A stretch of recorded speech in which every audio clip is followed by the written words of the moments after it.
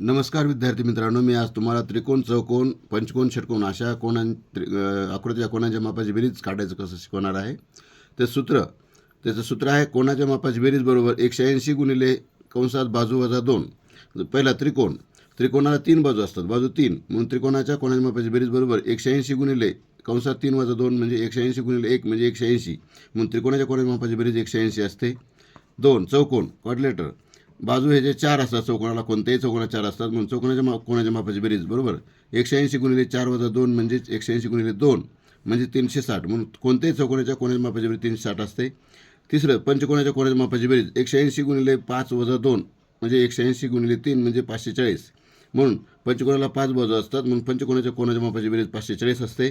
षटकोनाच्या कोणाच्या मापाची बेरीज बरोबर 180 गुणिले 6 वजा 2 म्हणजे षटकोनाला 6 बाजू असतात, म्हणून 6 वजा 2 म्हणजे बरोबर 180 गुणिले 4, म्हणून षटकोनाच्या कोणाच्या मापाची बेरीज 18×72 म्हणजे 720 अंश.